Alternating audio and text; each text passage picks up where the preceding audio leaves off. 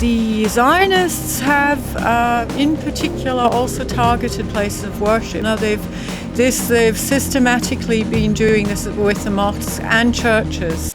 Assalamu alaikum, and this is Sister Zainab, and today I'm talking to you about Gaza during this ongoing genocide, and in particular I'm calling it Gaza a place of worship, and that is because Gaza, and obviously Palestine itself, is quite unlike many other parts of the world. So the population of Gaza, just like the population of all of Palestine, is a very religious population. So before, obviously, the first Nakba, we did have Muslims and Christians and Jews all living together very peacefully, and I would say happily.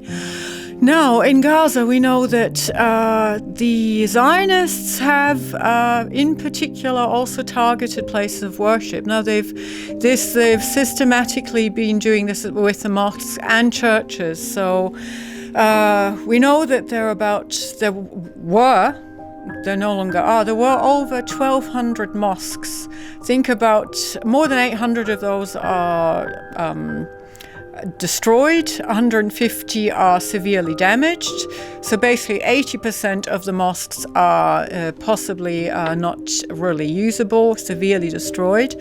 3 churches have been destroyed, and we know that in December 2023, I don't know if you remember, the very famous mosque, which was I think 1,400 years old, so immense history behind it, the Great Omari Mosque, was completely destroyed.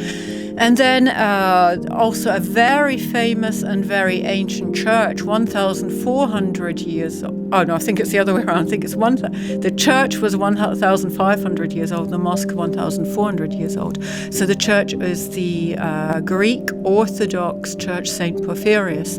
That was also severely damaged. Now, when I say this, obviously you have to think of mosques and churches, and especially in Gaza, I've read that these were also places for meetings. So sometimes there were interfaith meetings because in Gaza too, Christians and Muslims were living together peacefully.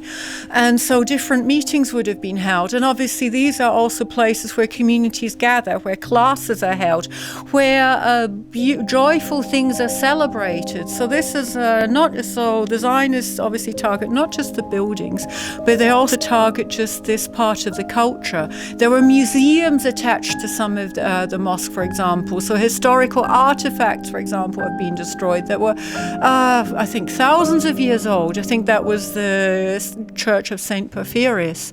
So I don't know, can you imagine this fabric, this historical fabric of a people, of a society being destroyed in this way?